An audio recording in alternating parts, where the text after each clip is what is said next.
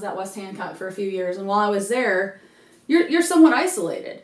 And I thought as a brand new administrator, you learn from other people around you, just like students learn from other students around you. So I thought, gosh, I really need an opportunity to become, if I'm going to be the best of the best at what I do, I need to look into potentially going to a larger district to see what it's like so I can collaborate and work with other people. And it did. It opened up my eyes to a lot of various opportunities. One of them was working closely with colleagues and collaborating. But then I was able to open up Spring Creek, which was a 6th grade center there. So that whole political piece and communicating with the public became more ingrained in what I was doing. And I had started my superintendency before, but never planned on being a superintendent.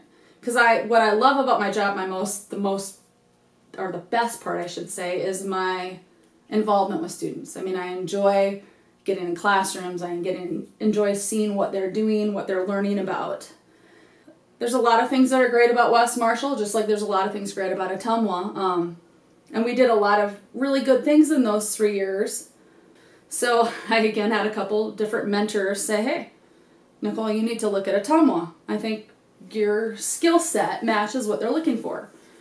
And then that whole question was in my mind. Well, I've only been a superintendent at a small district, but in talking to mentors around me, they're like, yeah, but you were an administrator as a principal, small and large. Couldn't you be superintendent, small and large? I said, okay, how does that look different?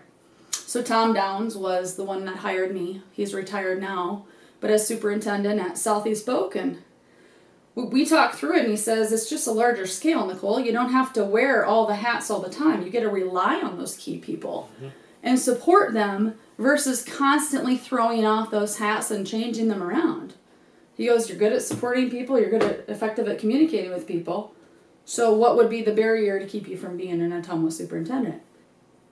I love a big district. I love the opportunities that it offers. I love the challenges that it offers. We have some really great skilled people here. I know it's only my second official day on the job, but I feel like since I was hired March 3rd, I've had a lot of time to be able to transition appropriately into the position. The community's supportive. The parents and the families are supportive, and the staff is gung-ho, and I feel like there's enough people ready for some positive changes and to keep doing the things that we do well. So I'm very confident that I'm capable of coming into a district this size. I've had the big school and the small school experience. I feel like I'm definitely ready for the challenges and for the opportunities, and I'm excited about what I can bring to the table and to the team. You know, they have a lot of decisions to make, high-level balcony decisions, and they can't make those decisions without the correct information and the correct feedback, and I'm that piece in that link. So I know school boards, not only this school board, all school boards, I think, get a lot of criticism, and I don't think it's deserved whatsoever. Number one job that I need to do absolutely well is communication with the board, develop those relationships. Board members, people don't run for a school board without the best intentions in mind. I really feel like every person in the state of Iowa, well, across the nation, you aren't going to run for a board without having good intentions in mind. On the other hand, if you're not communicated with by who you should be, and that's my job to communicate with the school board and give them and be open and honest and transparent about all issues, good, bad, and everything in between, they're going to go to somebody else to get the information that they need. I definitely don't feel like I've been left out of any loop. I'm fortunate. I was hired on March 3rd, but I wasn't officially the superintendent of the district till July 1st, which was this past Friday.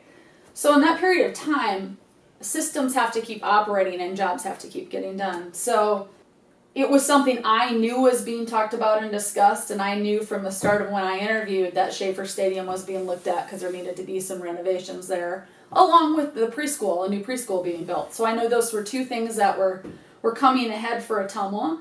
What they would necessarily look like, I wasn't sure of, nor do we have the preschool plans in place. But long story short, they had a committee that was created that had 3 board members on it. The committee made some decisions, brought it to the board, and the board voted 4-3 in favor of doing the renovations And whether I was here or not, those same things would have happened, and I would have honored whatever the facility committee came up with. They had been meeting for months. That was their recommendation to the board, and the board approved moving forward on it. I was able to, for the first time, get a tour on Friday of Schaefer Stadium, and it very awesome location. I'm excited to go to some football games there, but definitely needs some things. There's some safety issues in place there with the stairs and so forth. And I know the debate was over the must-haves versus the nice-to-haves, but the decision's been made. I'm excited about it. I'm excited for our students and the opportunities that they'll have. And now we'll have a nice football stadium and soccer stadium, and hopefully some of the youth leagues will be able to play on that. And our athletic director, I'm sure, is going to look for ways to expand use of that field. So it's very exciting. And now we move. Tomorrow I start meeting with the preschool and talking about the preschool plans. And I'm going to be meeting with the Schaefer architects either later this week or early next week, so I'll be more involved in those pieces. But I think Tom did an excellent job doing what he thinks is best for our students of Ottumwa, and so did the school board. And the school board doesn't always have to agree. We always or I guess superintendents always 7-0 votes or even 6-1, but everybody can move around the table is there for a reason. They can give their vote, and then we move on, and we move on now, and we make the changes, and we should be excited about them. And our students should be excited. So I think we'll have a showcase facility in the future here.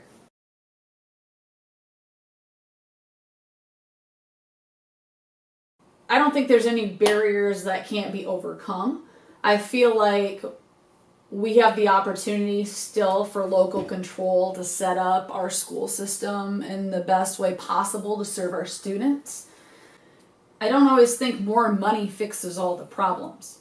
Just like more resources don't always fix the problem. Sometimes it's rethinking and thinking outside of the box and being creative with what you have. I like to think if you look back over time how things have changed in every aspect of society, schools have not changed nearly as much.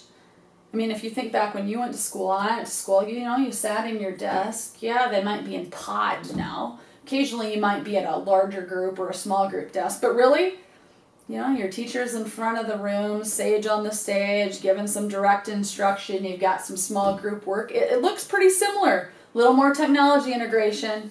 I think sometimes it's, just getting people to realize, hey, let's think outside the box. Kids learn differently.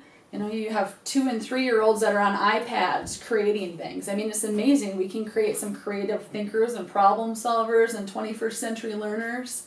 And I think that's more of the challenge of getting people to think, what if we had no limits, what should and could we do to set up the best educational environment possible?